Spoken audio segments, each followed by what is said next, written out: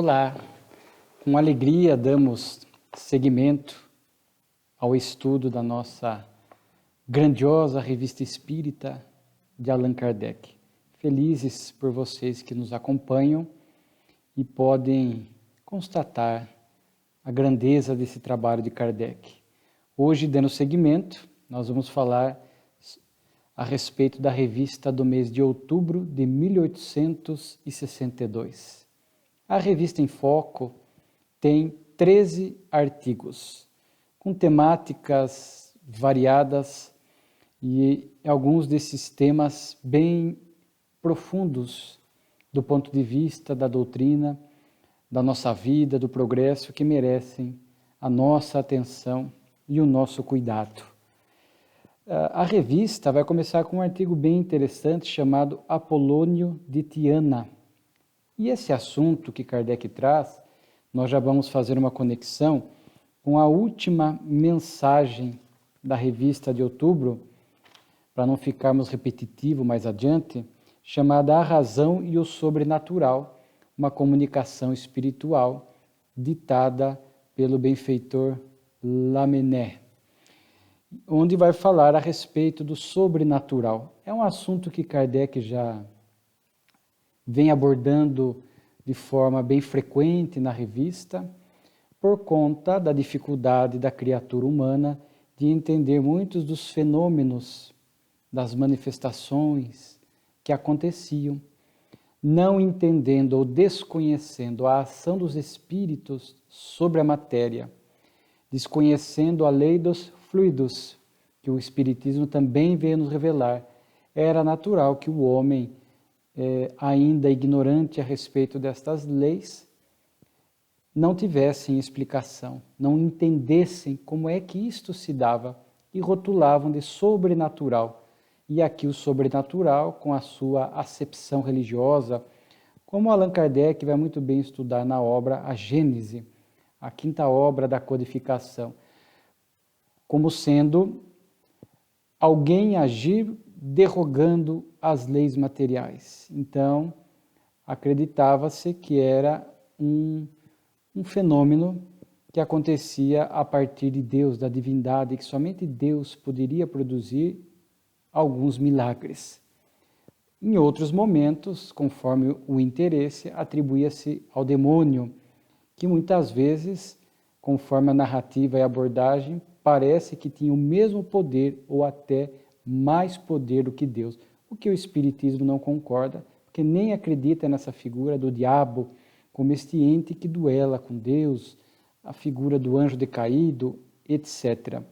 Então Kardec traz essa temática do Apolônio de Tiana, que está conectado com essa questão da razão e o sobrenatural, porque nós vamos entendendo à luz da doutrina espírita, e isso Lamennais fala um pouco, que é natural do indivíduo, quando nós nos deparamos com algo em que nós não temos uma explicação, não entendemos, e para não ficarmos sem respostas, nós rotulamos, né? Criamos o mito, criamos as fantasias e rotulamos muitas vezes de sobrenatural, ou seja, é um milagre, é sobrenatural, algo que está além, né, das leis conhecidas, de forma que, à medida que o Espiritismo vem nos revelando estas leis, nós passamos a entender como é que alguns fatos e fenômenos tidos como inexplicáveis passam a ser completamente compreensíveis. Como dirá Allan Kardec nesse texto de abertura da revista, o Espiritismo veio nos revelar uma nova força da natureza, a intervenção dos espíritos no mundo material.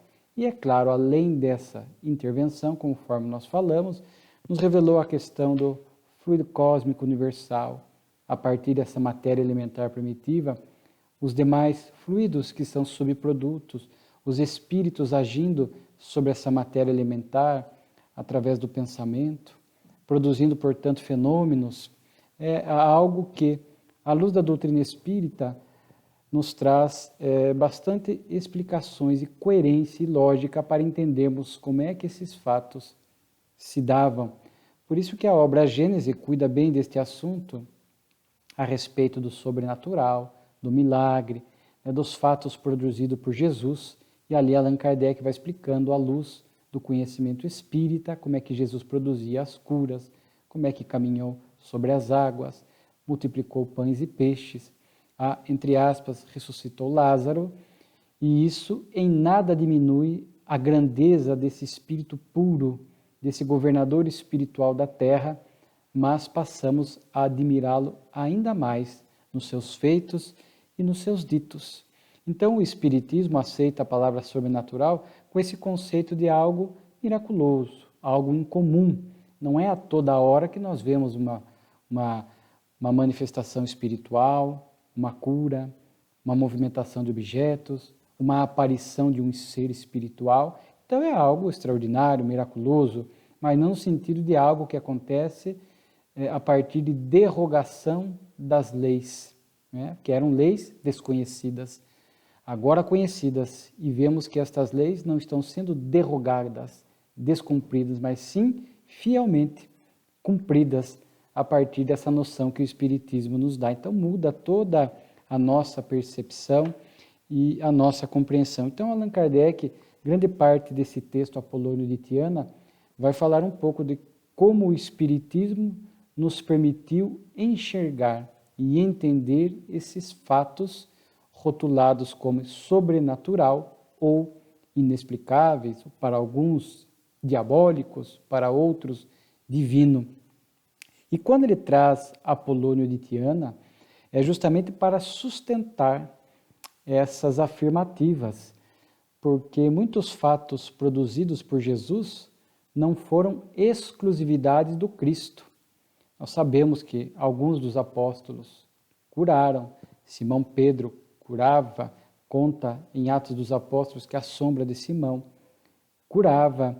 Nós vamos ver, portanto, que Kardec, quando traz Apolônio de Tiana, e aqui cita, né, vai trazer assim algumas referências à sua biografia. Para quem não conhece, pode pesquisar pela internet. Ele viveu praticamente na época, no período de Jesus. Jesus deixou o mundo físico ainda com uma idade muito curta, né, em torno dos 33 anos, segundo alguns. Apolônio teria nascido na cidade grega de Tiana e teria nascido 2 ou 3 anos antes de Jesus e foi desencarnar aos 96 anos. Então, fisicamente, teve uma vida mais longeva. Adotou Pitágoras, né, seguiu muito dos ensinos de Pitágoras. Seu pai era muito rico, ele viajou muito, diz aqui Allan Kardec, se instruiu, mas o interessante, ele também vai produzir alguns fenômenos semelhantes ao que Jesus produziu, mas não com a intensidade e a abundância como Jesus produziu. À luz da doutrina espírita, Jesus é incomparável. Jesus é o único espírito puro que nós conhecemos. Responsável pelo planeta Terra, cuidando da Terra desde a sua formação, portanto, há 5 bilhões de anos atrás, aproximadamente, já era um espírito puro, que fez o seu progresso, conforme nós sabemos, porque também foi criado simples e ignorantes como nós, mas num tempo mais recuado. É um espírito bem mais antigo do que nós. Portanto, um irmão mais velho, filho de Deus como nós, que hoje nos tutela, cuida dos seus irmãos mais novos. Então, quando a gente fala de Apolônio produzindo alguns fatos, algumas curas, alguns fenômenos, né, semelhante a Jesus, não é para compará-los. Kardec está demonstrando, portanto, que há leis por detrás desses fenômenos. E se há leis desconhecidas à época, agora conhecidas pela revelação espírita, isso significa que outros também poderiam produzir como produziram. E aqui Kardec traz o exemplo de Apolônio de Tiana. Kardec nem vai se debruçar muito em citar os fenômenos que Apolônio produziu, mas Kardec vai fazer questão de destacar, porque estamos diante de um espírito superior, não um espírito puro como Jesus, mas estamos diante, conforme a sua biografia, não deixamos de duvidar que estamos diante de um espírito evoluído, bem acima da média para os padrões terrestres. E Kardec, inclusive, ao final vai concluir que era um espírito que veio com uma missão muito interessante, né? Que seria de preparar o terreno para os pagãos na direção do cristianismo. Ele transitou muito bem entre os pagãos e os cristãos. E ele, muitas vezes, revelando este conhecimento pagão, o conhecimento cristão, realizando fatos extraordinários, principalmente entre os pagãos, percebe-se, diz Kardec, que ele tinha essa missão, né? Na expressão de Kardec aqui, justamente essa missão. Por sua moral, diz Kardec, preparou os pagãos em cujo meio viveu para receberem com menos dificuldade as ideias cristãs, às quais serviu de transição. Muito relevante essa observação de Kardec. E Kardec vai destacar o aspecto moral, porque um espírito não é considerado superior apenas pelos fenômenos que produz. Às vezes, portador de uma mediunidade vigorosa, mas nós sabemos que a mediunidade ela é amoral.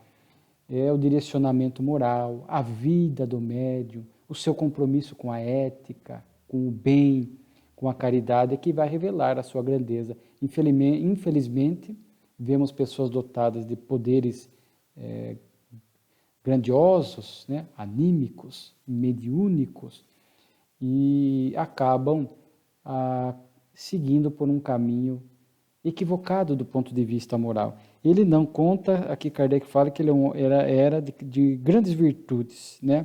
As pessoas gostavam muito dele, porque ele era uma pessoa muito branda, muito nobre, teve também seguidores, né? Inclusive um que o abandonaria depois, diz aqui Allan Kardec, fala que ele tinha o dom de curar, a presciência, né? Prever algumas coisas do futuro, visão à distância, ler o pensamento, expulsar os espíritos obsessores, transportar-se de um a outro local, né? Então ele percebe que era um espírito com essa qualidade, com essa característica. Então Allan Kardec diz que ele agia, assim como outros agiram, dentro dessas leis que eram, até então, repito, desconhecidas. E Kardec dá um exemplo, por exemplo, né? Antes de se conhecer a lei da gravidade universal e das afinidades moleculares, muitas coisas para o homem era incompreensível. Para alguns até chamado de milagre. Mas após conhecer a lei da gravidade e a lei das afinidades moleculares, a eletricidade também, o homem passou a entender como é que determinados fatos se davam.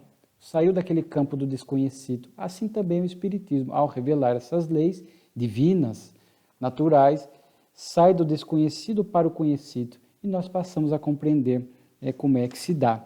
E Allan Kardec vai citar aqui, apenas para destacar a qualidade moral desse espírito, Apolônio de Tiana, Kardec vai destacar aqui muito espaço no artigo algumas frases atribuídas a ele, frases que de fato demonstram a sua grandeza, né? Reconhece-se a árvore pelo fruto, né? Então, ele diz aqui que certa vez os lacedemônios haviam recebido do imperador uma carta de censura e vacilavam entre conjurar ou responder com arrogância. Consultaram Apolônio e este disse: se Palamédio inventou a escrita, não foi apenas para que se pudesse escrever, mas para que se soubesse quando se não deve escrever. Olha só que interessante, porque muitas vezes a melhor resposta é o silêncio. Muitas vezes o nosso silêncio diante de alguma ofensa, diante de alguma atitude mais agressiva, indesejada, muitas vezes o silêncio vai ser a demonstração da nossa força moral, até para não agravar a situação, né? Então, aqui diz assim: conversando com Apolônio sobre a maneira de governar quando fosse imperador, disse-lhe Vespasiano: vendo o império aviltado pelos tiranos que vos acabo de citar, quis ouvir o vosso conselho sobre a forma de erguer na estima dos homens. Um dia, disse Apolônio, um dos mais hábeis flautistas mandou seus alunos aos maus tocadores de flauta, para lhes ensinar como não se devia tocar. Sabeis agora, Vespasiano, como não se deve reinar. Vossos predecessores vos ensinaram. Então veja só, como o erro de outros nos ensinam como não fazer. O nosso próprio erro ao longo da existência, desta e de outras, vai nos ensinando. O erro é um aprendizado, da tentativa e do erro, como a reencarnação nos propicia. A gente erra, colhe os efeitos negativos. Erra, colhe os efeitos negativos. Até uma hora que nós aprendemos a fazer certo e não repetimos mais o erro. Então o erro faz parte da experiência do processo evolutivo. Não é fracasso. O fracasso nos dá assim, uma noção de algo definitivo, que não tem volta, não tem conserto. Na lei de Deus, que é de amor, todos iremos progredir, atingir a estatura de espíritos puros, então podemos dizer que não é um fracasso, um erro passível de ser não repetido e que traz lições inovidáveis ao espírito, né? Então, ele percebe-se que as suas frases revelam bem a sua, né? Diz assim, os homens mais sábios são os mais breves em seus discursos. Aliás, aqui nós não temos uma comunicação espiritual que fala da linguagem dos bons espíritos, né? Falam pouco e dizem muito, né? Como diz aqui. Olha só interessante, né? Dizendo a Críton, disse Pitágoras que a medicina é a mais divina das artes. Se a medicina é a mais divina das artes, é necessário que o médico se ocupe da alma ao mesmo tempo que do corpo. Como um ser poderia ser são quando a parte mais importante está doente. Então vejamos que ele pactuava dessa tese, dessa saúde integral, o cuidado com o corpo, mas o cuidar do espírito principalmente. E cuidar do espírito é moralizar-se, combater os defeitos, adquirir virtudes, né? Seguir os ensinos do Cristo, para que a gente possa ser um espírito saudável dentro desses parâmetros que nós conhecemos do progresso intelecto-moral. Então não basta apenas cuidar do corpo, nós temos que também cuidar do espírito. Ele falava de imortalidade, ninguém morre a não ser aparentemente, como ninguém nasce a não ser em aparência. Com efeito, a passagem da essência à substância, eis o que se chama nascer, e ao contrário, o que se chama morrer é a passagem da substância à essência, né? Então a gente percebe aqui ele falando do ser imortal, né, que sobrevive à morte do corpo físico. Então, e dizei aos meus discípulos, então acrescentai que ficais sempre em casa, jamais ide às termas, não matai os animais, não comeis carne, ele era vegetariano, não estáis livres de paixões, de inveja, estáis livres de paixões, de inveja, de ódio, de calúnia. Enfim, ou seja, não basta dizer-se discípulo de Apolônio, discípulo do Cristo, cristão, é pela atitude que nós demonstramos. Como Jesus havia dito, nem todos que dizem Senhor, Senhor, entrarão no reino dos céus. Enfim, então é um texto que nos remete a essa grandeza de um espírito que produziu fatos extraordinários que hoje nós entendemos, né? Inclusive, Kardec cita aqui o que aconteceu na sua desencarnação, né? Que ele havia entrado num templo na ilha de Creta, havia cães ferozes à entrada, mas que não o atacaram, vieram inclusive acariciá-lo, a semelhança do lobo de Gúbio com São Francisco de Assis. Às vezes as grandes almas têm vibrações tão suaves e doces que os animais, que não são médiums, mas registram animicamente, de forma embrionária, sentem essas boas vibrações e amansam, não atacam, né? Foi o que aconteceu com ele. Ele adentra e aí ele é barrado pelos guardas como mago e acorrentado. E depois desaparece à vista dos guardas sem deixar qualquer vestígio e jamais encontraram seu corpo, né? Então, realmente merecia destaque esse texto, até porque a vida de Apolônio tem esta conexão com a doutrina espírita, né? Kardec segue aqui. Vocês vão lembrar, no mês anterior ou no outro, nós vimos aqui um espírita muito corajoso, o senhor Domré. Ele, na época nós falamos Dombré, né, mas aqui a pronúncia francesa, conforme alguns amigos, é Domré, né? É até difícil para nós pronunciarmos aqui, mas ele deu uma resposta a um periódico, né, de Abbaye Agnese, e demonstrando coragem. Ele já havia feito uma carta a um padre que havia falado mal da doutrina, e ele com muita coragem, sem medo de se expor, apontando os equívocos que Kardec havia divulgado na revista anteriormente. E agora, da mesma forma, um jornal publica um artigo de alguém falando sobre o Espiritismo, e depois, em alguns momentos, ele vai usar de um tom agressivo com a doutrina espírita, inclusive dizendo que demonstra a perversidade de semelhante doutrina. Então ele vai escrever uma carta ao redator, dizendo que, corrigindo 2 pontos equivocados, né? Falais das doutrinas da nova seita. Aí, primeiro, o Espiritismo nem é uma religião, nem uma seita. É um ensino dado aos homens pelos espíritos que povoam o espaço e que são apenas as almas dos homens que viveram. Então, havia ainda naquele primeiro momento, já dissemos aqui, Kardec adotou muito esta ideia, porque a palavra religião estava muito comprometida com uma acepção de culto, sacerdócio, hierarquia, vestimenta. Então, Kardec usava uma filosofia e uma ciência de conteúdo moral. Então, claro, que ele, portanto, ao defender a doutrina, o Sr. Domre vai usar esse mesmo raciocínio. Mas depois Kardec, em dezembro de 68, fugindo desse conceito que havia limitado a palavra religião, para dizer que é algo que nos aprimora o sentimento, nos conecta ao divino, o Espiritismo é sim uma religião. E quando fala da perversidade da doutrina, ele vai dizer: o Espiritismo não é senão o cristianismo na sua pureza, não tem outra divisa senão o amor e a caridade. Isto é então perversidade? E aí Kardec divulga, enaltece, e logo na sequência faz um artigo que está conectado a este, membros honorários da Sociedade de Paris, dizendo que a Sociedade Parisiense de Estudos Espíritas confere o título de membro honorário por seu zelo, sua dedicação e seu desinteresse e seu auxílio a todos aqueles que prestam serviços à causa do Espiritismo. E aí ele vai conceder esse título ao Sr. Domre, e que vai responder a Kardec, que aceitava o título com muita alegria, e diz ele: todo bom espírita deve, pelo exemplo, dar energia aos adeptos tímidos e lhes ensinar a manter alto e firme o estandarte da sua crença.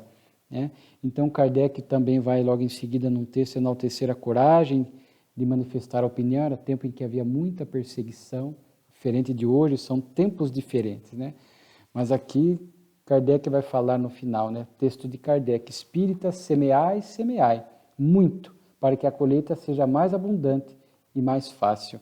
Então, são tempos diferentes. Hoje nós espíritas somos convidados a semear de outra forma. Já não há tanta perseguição como outrora. Hoje nós podemos nos professar a religião como espírita, há senso para isso. Alguns poucos ainda não compreendem, ainda entendem de forma equivocada o Espiritismo, por ignorância, por não conhecê-lo, mas naqueles tempos havia uma perseguição imensa. Houve tempos no século XX, no início do século XX, em que era caso de polícia, estar num culto espírita, mas o tempo avançou. Hoje nós temos que semear a doutrina assim, com essa coragem, não temos vergonha de nos declarar espíritas, aonde quer que estejamos. Muitas pessoas procuram o espírita para buscar esclarecimento de determinados assuntos.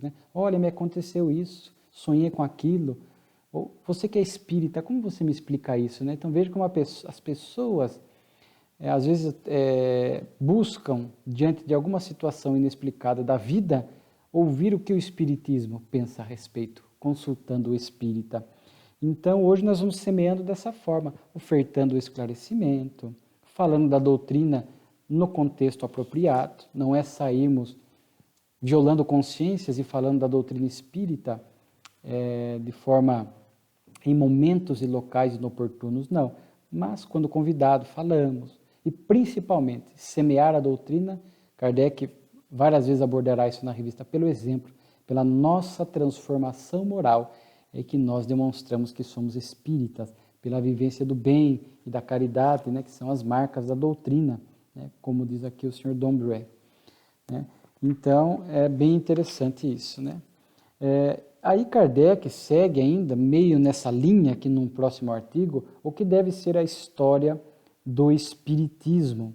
Ele fala da importância de se registrar. Temos que destacar o Espiritismo nos fastos da humanidade. Será interessante para as gerações futuras saber por que meios ter-se-á ele estabelecido. É preciso que a humanidade conheça os nomes dos primeiros pioneiros da obra, daqueles cuja abnegação e devotamento merecerão ser escritos em seus anais. Aliás, diz ele, o Espiritismo está em começo e muitas outras coisas terão passado até lá. Então, a própria Revista Espírita, que nós temos concitado há muitos, o estudo conectado com o Pentateuco de Kardec, a própria revista é uma autobiografia de Kardec, que, quando nós falamos de pioneiros da doutrina, aqui o pioneiro maior, o codificador, é Allan Kardec. E a revista mostra esta história do Espiritismo, as lutas internas e externas que o codificador e outros enfrentaram, estes períodos pelos quais passou o Espiritismo, como o próprio Kardec falará em alguns artigos da revista. Então, estudar a revista é resgatar esses primeiros anos do Espiritismo, as dificuldades enfrentadas, as glórias conquistadas, os efeitos positivos conquistados para a humanidade, na vida das pessoas, o consolo e o esclarecimento. Mas quando nós falamos dos pioneiros, é importante isso, nós resgatarmos.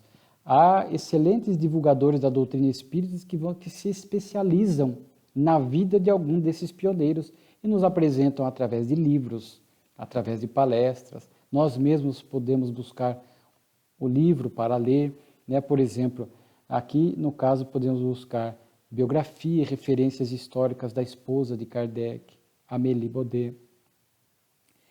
Colaborou muito com o codificador. Uma alma também nobre que ali ao lado de Kardec realmente realizaram coisas extraordinárias. Camille Flammarion, muitos livros, dezenas de livros, Inclusive Kardec cita ele aqui, tinha assim uma atenção, um carinho muito especial por Camille Flammarion. Gabriel Delane, seus pais eram frequentadores da Sociedade Parisiense, Alexandre Delane, seu pai. Leon Denis, o grande filósofo do Espiritismo. Chico Xavier aqui no Brasil, O Espiritismo pode ser dividido entre antes e depois de Chico também, Que ele popularizou o Espiritismo, o Pinga Fogo na televisão nas décadas de 70, 60, 70, as cartas consoladoras de Chico, Então é muito bonito. Eurípides Barçanufo, lá em Sacramento, Carbar Schutter em Matão, Ivone do Amaral Pereira, assim mais lá atrás, aqui no Brasil, a fundação da FEB, da Federação Espírita Brasileira, através de trabalhadores que são citados na obra Brasil, Coração do Mundo, Pátria do Evangelho, Dr. Bezerra de Menezes, entre eles e outros, Então é muito importante resgatar essa história desses pioneiros. Inclusive em nossa cidade, a gente vai buscar a história daqueles que trouxeram o Espiritismo para a nossa localidade, que às vezes fundaram as casas espíritas que nós frequentamos. É importante saber das lutas que eles encontraram, do exemplo dessas pessoas que servirão, sem dúvida alguma, de exemplo para nós. Por isso, esse registro importante que Allan Kardec faz, de nós buscarmos e conhecermos um pouco a história desses pioneiros do Espiritismo. Pioneiros lá na França, depois aqui no Brasil, em outros cantos do mundo, na Espanha, enfim, na Itália. Muito interessante conhecer essa história. Depois temos um artigo que ele chamou de Arsène Gautier, chamado Uma Lembrança de um Espírito. Aqui chega ao conhecimento de Kardec, através de uma senhora, que ele põe Senhora S., que ela conheceu um marujo da marinha chamado Arsène Gautier, que veio à casa dela, de um dos genros delas, que era amigo do seu irmão, e depois ele acabou ficando doente, recebeu cuidados lá, e morreu ao chegar em casa, diz ela. Depois ninguém mais pensou no caso, seu próprio nome, daí eles receberam uma comunicação espontânea com o nome dele, e até demoraram um pouco para identificar. Numa primeira comunicação ele vai dizer, vós me esqueceste há muito tempo, minha amiga, E eu não vos perdi de vistas desde que deixei a terra, porque sois a única pessoa, o único espírito simpático que encontrei nesta terra de dor. Eu vos amei com todas as minhas forças, olha só, né? Quando não passavas de uma criança e não tinhas por mim senão um sentimento de piedade. Sou feliz. Esta era a primeira existência que Deus havia me dado. Depois nós vamos interpretar isso. E porque meu espírito era novo e não conhecia qualquer outro espírito, é que me liguei muito a vós. Tenho a esperança no coração, né? Um bom começo como minha passada existência é um grande encorajamento, né? E não tinha, diz ela, né, a senhora, não tinha a menor ideia do espírito que dera, quem poderia ser. Daí ele vai dizer, sou irmão de um ex-capitão de Nantes, que era amigo de um parente vosso. E aí isso deu-nos a pista e fez com que ela lembrasse da história. E aí Kardec leu na Sociedade Parisiense, né, como que ele podia ter dito que era a primeira encarnação dele, né? Aí os espíritos, né, respondem, né, os guias espirituais, diz assim, sua primeira encarnação na Terra é possível, mas como espírito não. Em suas primeiras encarnações, os espíritos são quase inconscientes, e esse, posto que pouco adiantado, está longe de sua origem. É um desses espíritos bons que seguiram o caminho do bem. Seu progresso será rápido, pois apenas terá que se despojar de sua ignorância, e não que lutar contra as tendências más daqueles que tomaram o caminho do mal. Olha que interessante. É mais um exemplo daqueles espíritos, exceção, que criados simples e ignorantes como nós, mas que acabam fazendo as opções adequadas, corretas e seguem um progresso ascensional. Em O Livro dos Espíritos há referência sobre isso, né? A regra geral da maioria, a grande maioria dos espíritos é se equivocar, optar pelo caminho dos vícios, dos defeitos morais, se complicar, passar pelas expiações graves, pelas provas desafiadoras e nesse processo ir progredindo paulatinamente. Mas o Livro dos Espíritos fala que em situações muito excepcionais, alguns espíritos, embora tendo a mesma origem, acabam fazendo um caminho uma linha mais reta, mais ascensional, e eles falam como Jesus havia feito. E nós não conhecíamos outro exemplo. E agora aqui pela Revista Espírita, pela história desse espírito, né, Arsène Gautier, nós, conforme os espíritos escreveram a Kardec ali na Sociedade Parisiense, é mais um exemplo desses espíritos que, embora ainda tenham que crescer muito intelectualmente, como diz aqui, para se libertar da ignorância, conhecer as leis de Deus, etc., mas já não tomaram o caminho do mal, né? E não terão que lutar contra as tendências más. Então, vão fazendo escolhas morais mais acertadas, evitando-os de passar por muitos aborrecimentos e por muitas expiações dolorosas. Repito, isto é uma situação muito excepcional, tá? Mas que pode acontecer dentro do processo evolutivo do espírito. Outro artigo muito interessante, né? Pode um espírito recuar ante a prova? Né? Mais uma vez aqui Kardec se valendo das histórias das pessoas conhecidas. Isso é muito bonito na revista, né? Ele traz para a revista essas histórias, esses fatos reais, verídicos, e os explica à luz da doutrina espírita, né? Então ele diz que uma amiga recebeu uma comunicação espontânea, né, que a sua filha era médium, né? Se não me falha, uma filha recebeu a comunicação e um espírito assinando Eufrosine Bretel. Sou um pobre sofredor, necessito de preces, né? E aí ela disse que procurou esse nome e tal, e acabou lembrando que era uma criança, que tinha mais ou menos 10 anos, e que estudou no mesmo internato que a filha. E que logo que a filha entrou no internato, pouco tempo depois, aquela criança, né, esse espírito, havia adoecido. O pai veio buscar, saiu ali gemendo, toda embrulhada, e tiveram a notícia que morreu logo depois. E souberam também que a mãe morreu logo depois de desespero e o pai, cego de tanto chorar, morreu no mesmo ano. E aí, ao identificar esse espírito, sou eu mesmo. Minha última existência deveria ser uma prova terrível, mas recuei covardemente e desde então sofro sempre. Peço-te, roga a Deus, conceda-me a graça de uma nova prova. Submeter-me submeter-me-ei, por mais dura que seja. Sou tão infeliz. Amo a meu pai e minha mãe. E eles me têm horror. Fogem de mim, e meu castigo é de os buscar incessantemente. Aí, diante desta comunicação, ela dirige uma pergunta a Kardec. É possível um espírito encarnado recuar ante uma prova começada? Interessante, Kardec diz que sim, que os espíritos recuam com frequência entre as provas escolhidas e que não têm coragem de suportar e até de enfrentar quando chegado o momento. Alguns optam pelo suicídio, diz Kardec, e outros recuam quando elegem o desespero e murmuram, e perdem assim os benefícios da prova. Eis porque o Espiritismo, nos ensinando, diz Kardec, a respeito da causa, do objetivo, das tribulações da vida, nos dá força moral e consolação para que a gente possa enfrentar e colher os bons frutos da prova. Olha que interessante este item, né? Porque aqui uma prova começada. E no Livro dos Espíritos, quando ali trata da questão da vinda do espírito para a reencarnação, é perguntado se o espírito ali naquele período de gestação pode recuar diante de uma prova, de uma expiação. E os espíritos dizem que sim, que os laços ainda são muito frágeis e que um espírito ele pode assim recuar, romper os vínculos frágeis ainda que ligam o espírito ao corpo e recuar diante da prova.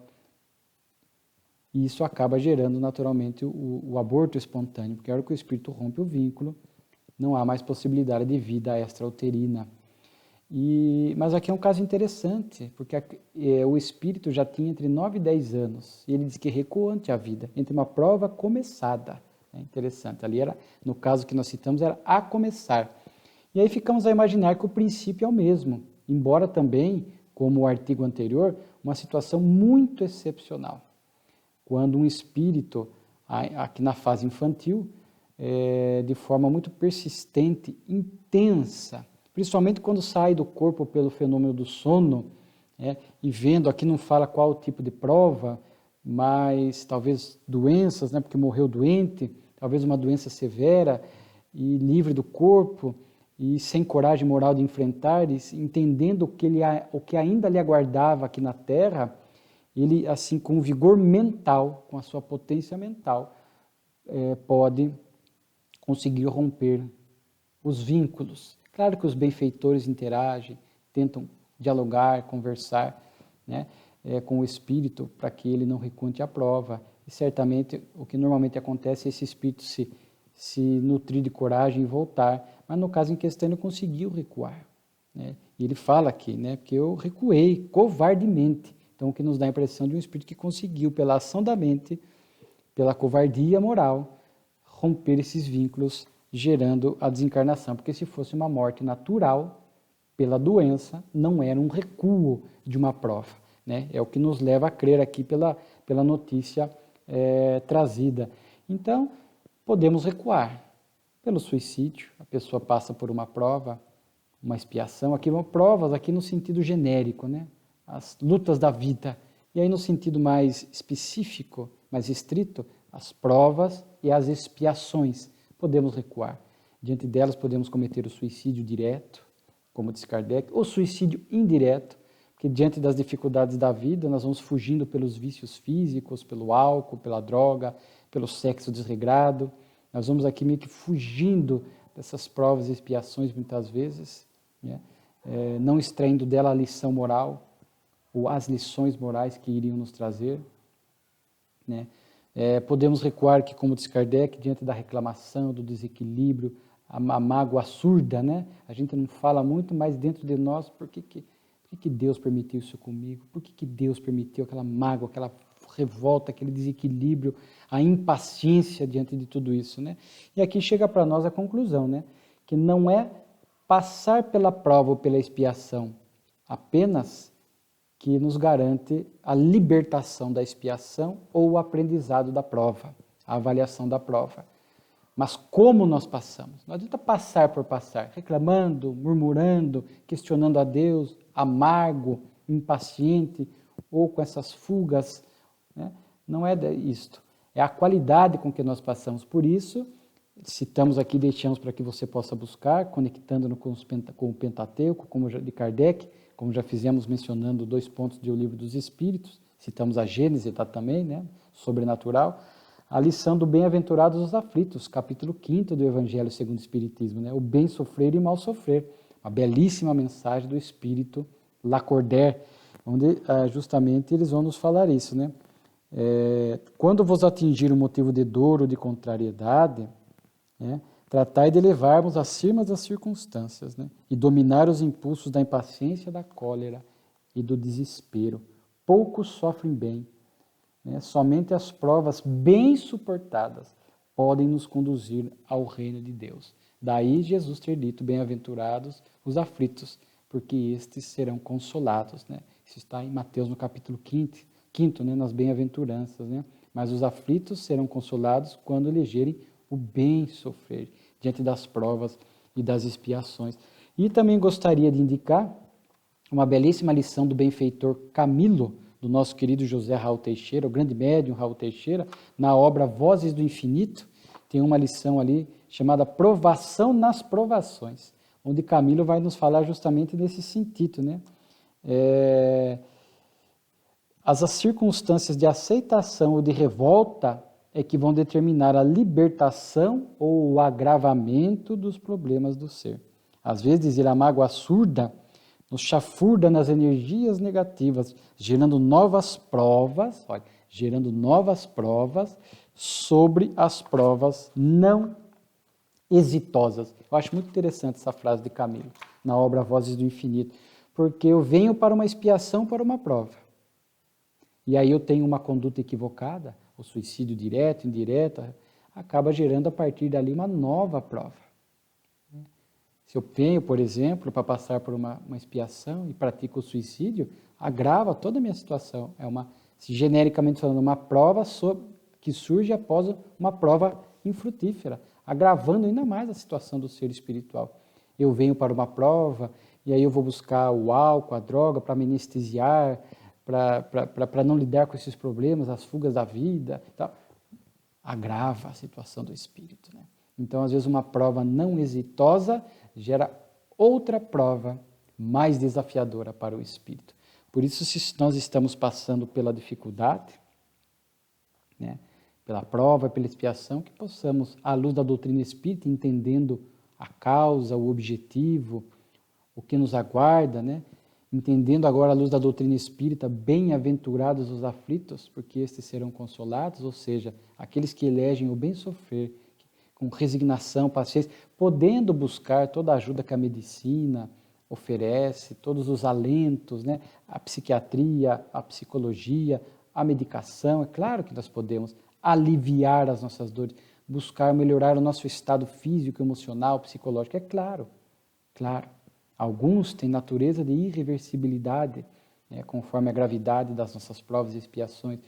Podemos buscar tudo para, nesse sentido, né, buscar Deus, buscar os recursos que Deus honestamente nos oferece.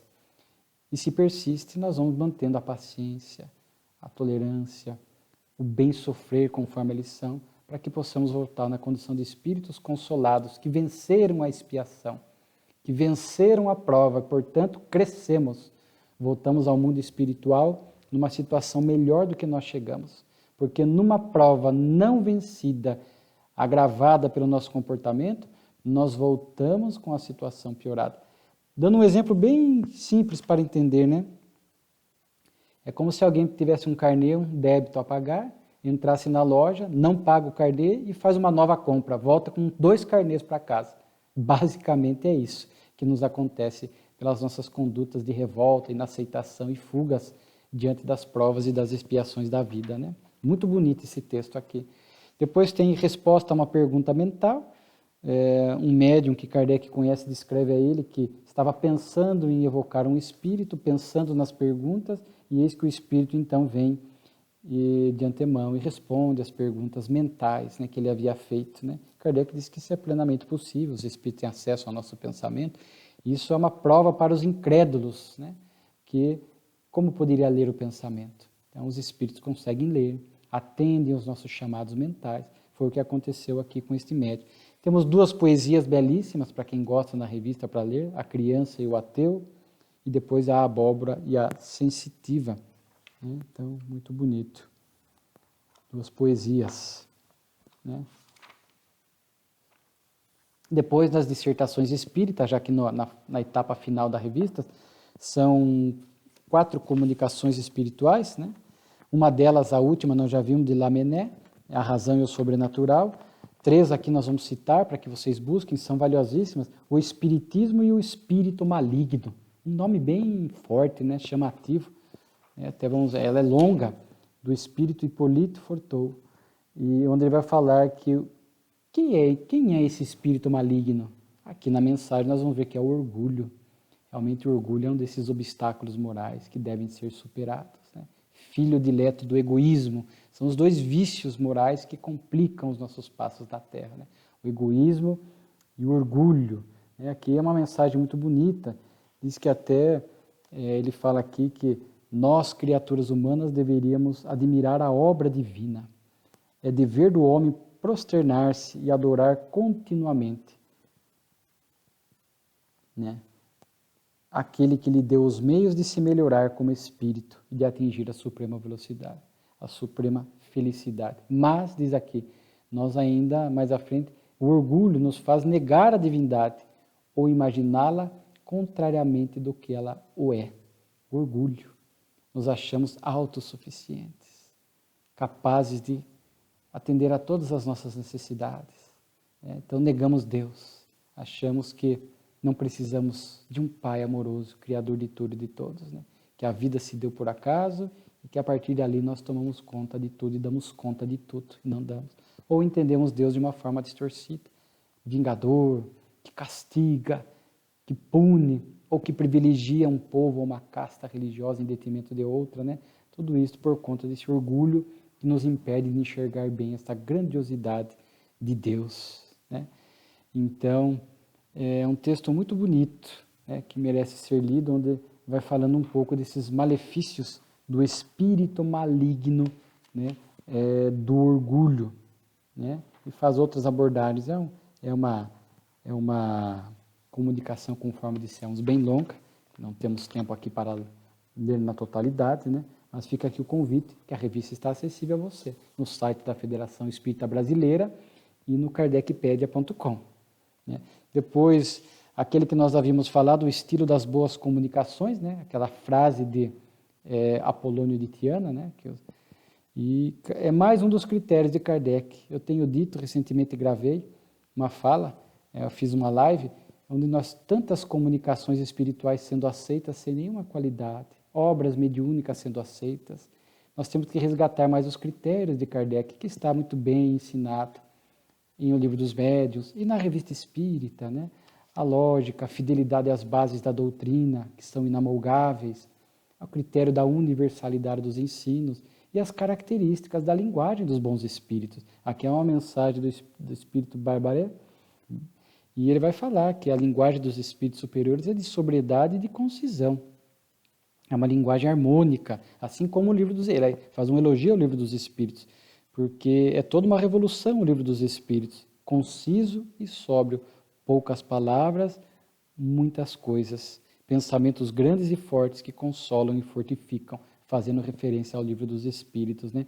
E às vezes a gente vê comunicações que são confusas, empoladas, que não chegam a lugar algum e as pessoas aceitam, esquecendo os critérios de Kardec. O benfeitor, um bom espírito conciso, objetivo e claro. Você pega a Joana de Ângeles, uma frase, às vezes um parágrafo objetivo, a ideia é clara. Vimos aqui um texto de Camilo, pelo médium Raul Teixeira, como o texto é objetivo, é claro, concorde com a doutrina espírita, não tem confusão, não tem ideias equivocadas, estranhas, né? Então precisamos, nos dias atuais, resgatar essas alertas, esses critérios de Kardec, para a análise das comunicações espirituais. E, por fim, uma comunicação do Espírito Sonet, O Corvo e a Raposa, onde ele começa assim: desconfiai dos aduladores, são encarnações de duas caras, infeliz de quem os escuta e acredita. Muitos repelem o amigo sincero que lhe diz a verdade e lhe dá bons conselhos. Atraem o falso amigo e afastam o verdadeiro.